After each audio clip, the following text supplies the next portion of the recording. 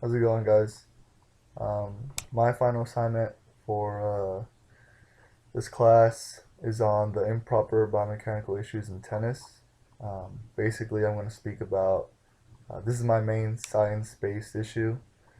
I'm just going to kind of briefly speak about certain improper biomechanical issues and things to look out for a coach. Um, so, just some basic background information on tennis and the mechanics. Um, There are mainly one-sided muscular imbalances due to the fact that tennis is usually used on one side of the body. There are certain instances though that there will be like a double-handed forehand or backhand, which allows the other arm, the non-dominant arm, to assist the dominant arm in swinging.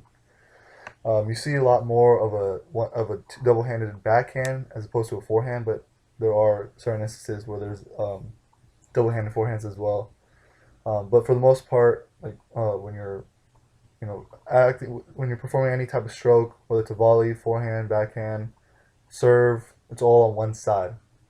So that obviously causes more of a contraction, more of a development on that one side for the muscles, which can cause that muscular imbalance on the opposite side, just because it's not being trained and worked on that other side.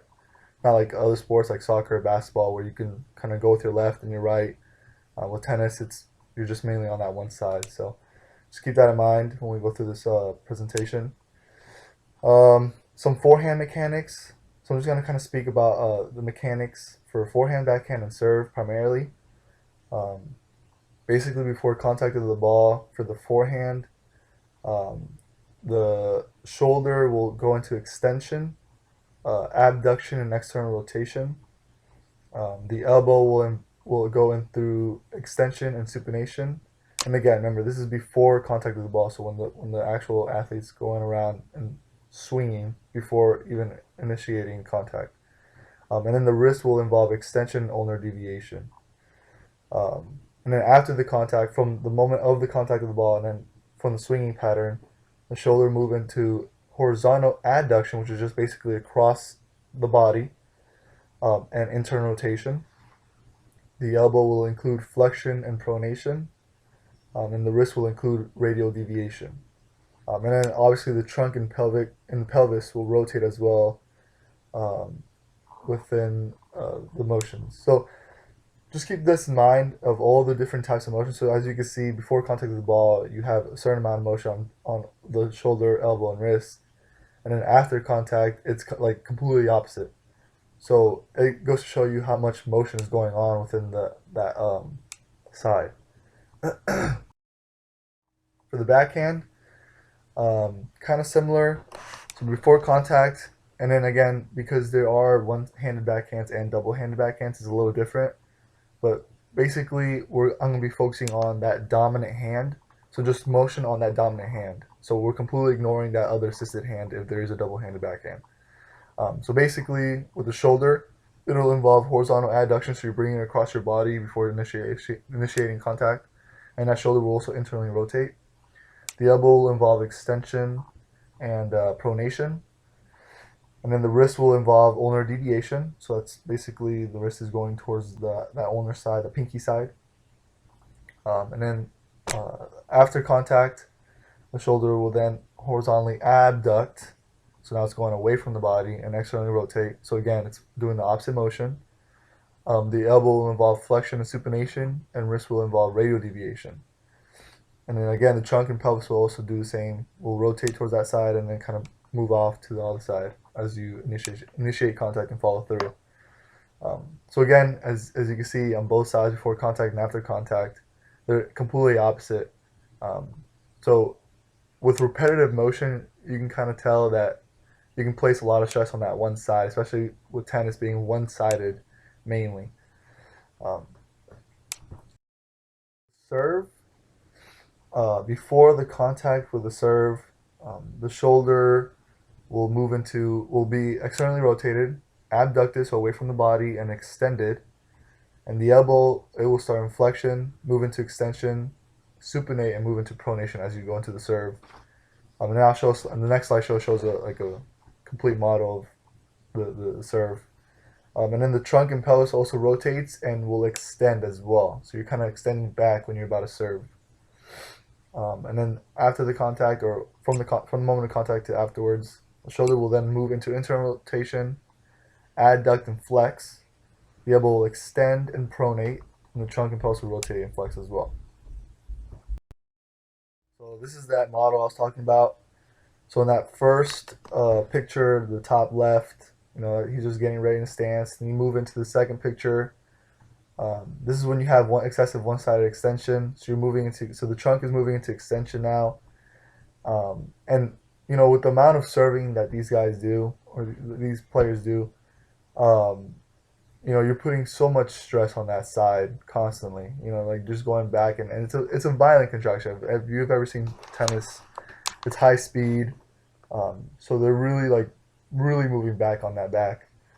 And then you have the next picture, and as you can see, the elbow is basically completely, like the shoulder's completely externally rotated, and the elbow just popping out. This is called valgus extension overload. It's basically placing a lot of stress on that, a lot of valgus force on that elbow. Could weaken the structures around there, cause inflammation around that area. Places a huge amount of stress on that elbow. And then that fourth picture, you start moving into that internal rotation of the shoulder. So you went from that third picture from extreme external rotation to internal rotation, like quickly and violently. Obviously places a great amount of stress on the shoulder as well. And then again, this is because they're constantly repeating this motion, which causes that overuse. And then the follow through as well. So just some things to keep in mind. So basically, my 6 key science-based issues. The trunk is a vital source of energy production for serving. Due to the repetitive nature of the serve, the rectus abdominis is placed under stress, causing injury. The second is due to the one-sided nature of tennis, multiple compensation patterns such as anterior pelvic tilt or other kind of motions could result in other injuries. The third, the shoulder is placed under an enormous amount of stress due to the constant repetitive action of external and internal rotation. Inflammation around the acromioclavicular joint can occur, causing impingement. The fourth is lack of flexibility in the upper, lower, and trunk muscles can significantly impair a tennis player. The lack of flexibility plus the amount of stress placed on the dominant side of the body results in chronic repetitive injuries. The fifth, improper biomechanical patterns can cause over-injury in the upper and lower limbs. And the sixth, valgus extension overload present in the tennis serve. Inflammation around the medial and lateral side of the elbow can affect structures such as the ulnar, median nerve, and the ulnar collateral ligaments. So I'm just going to speak about the fifth point, the improper biomechanical patterns, and certain injuries that can occur and things that coaches could look out for as well. So basically, I think this is the most important point that all coaches should know. Just because improper biomechanical patterns can obviously cause injury and can allow susceptibility for injury. And every player is different. There are many different types of serves and strokes and patterns that players perform. So kind of looking out for that and fixing anything that you think could cause further injury down the road is a big help, especially with the younger athletes. It's probably the most important thing to look at when coaching young athletes. It makes it easier to adjust their mechanics early on than later. If the athlete's complaining of pain, checking the mechanics first is probably the most important thing to see if there's anything going on that you could tell. And then this also helps the coach properly observe any biomechanical issues and then refer that athlete to the correct healthcare professional to correct any issues as well. So basically, some improper mechanics of the forehand. The forehand involves many different motions in the upper extremity. Different types of grips can lead to different types of injuries. So there's three main types of forehand grips. You have the Western, semi-Western, and Eastern. So basically, on that picture, on the bottom right, that's what you call a Western grip. So you can see the elbow and the wrist is completely supinated when they're swinging for the forehand. So pain and injuries of the wrist on the ulnar side are associated with Western grip. So as you can see, that can make sense because as you go and swing, you're going to be ulnarly deviating So bringing that pinky towards the swinging pattern. Um, this could obviously affect different types of structures, such as the triangular fiber cartilage complex, which is a cartilage right there in between your ulna and the carpal bones. Causes a lot of stress on that and become irritated. And then same thing can be said on the radial side of the wrist when you have an eastern grip. So you're gonna be kind of holding the racket on the opposite side, kind of almost like in a neutral pronated grip. And when you're swinging, you're kind of radially deviating. So this can cause a lot of inflammation on that radial side. Decorvains, tenosynovitis could occur. So things like that. Repetitive ulnar and radial deviation of the wrist is not the only improper mechanic the wrist can do during the forehand.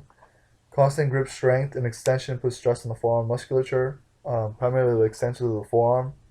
So this is what you call a tennis elbow or lateral epicondylitis. Places a large amount of stress on those extensors. The extensor muscles originate from the lateral epicondyle, which is on the humerus, and so that's how you can cause that inflammation around the lateral epicondyle, causing this tendonitis. Other groups can also cause medial epicondylitis. So as I mentioned earlier, there's western, eastern grips. So medial epicondylitis is basically golfer's elbow, which is exactly the same thing, but on the flexors of the wrist. So on the forearm. It places a lot of stress on the medial epicondyle, which is on the inside of the humerus. And some improper mechanics of the backhand. So you have one-handed backhands that are more susceptible to stress being placed on the wrist, elbow, and shoulder due to that just one side, just using that one arm only. This can cause tendonitis around those structures. I've also seen with backhands there could be lack of trunk and pelvic motion or rotation towards that swinging pattern. So it just kind of looks like they're bringing their arms towards their body and swinging without even moving their hips. Obviously, this is an issue. Places a great amount of stress on their backs and abdominal muscles. Um, with their high velocity swinging that they do when you're not rotating, it doesn't allow for any buildup of kinetic energy. This can cause less power with the swing, and compensation patterns could occur as well in other areas of the body, which can cause injury. Um, so with the serve, some improper mechanics that could occur. So again, referencing back to that slide where I had pictures of the serve with the extreme valgus extension overload. So just that's excessive external rotation right before they're about to initiate contact. Obviously places a great amount of stress on that elbow. Can cause weakening of the structures. Inflammation could occur, and obviously with weakening and inflammation, possible tears of those structures on the elbow could occur. And when I mean structures, I mean like the UCL ligament and things like that. Uh, Another improper mechanic is excessive one-sided extension of the back and hips, and I really emphasize excessive because there's going to be extension of the back and hips, obviously with the serve. It's inevitable. It's part of the game, part of the motion. But sometimes when if they lean back too much, places a great deal of stress on the thoracic and lumbar spine. This is how stress reactions and stress fractures could occur. For those who don't know, stress reaction is basically um, before a stress fracture is going to occur. So it's like the first stage. And then another improper mechanic, and this one is not so much improper, but basically repetitive maximum external rotation to internal rotation. So basically, when they're about to serve, and then from the moment before they place contact, where the shoulder is externally rotated, to the acceleration and swinging phase when the shoulder moves into internal rotation. That's obviously going to happen, but when there's maximum amounts of external rotation to maximum amounts of internal rotation, obviously this places the shoulder in greater amounts of stress. Pain in the shoulder could occur, weakening of the structures and inflammation could occur. This is how you develop different types of injuries, such as tendonitis and um, just weakening of those muscles and tears of those muscles. So obviously, we as coaches don't want that to happen. Um, so, so that's basically it, guys. This is my reference page for those who want to look through it. Um, so yeah, basically some basic information of the serve, and then kind of those improper mechanics that could occur with those movements, and then things that all coaches should look out for as well, and then make that possible referral if needed.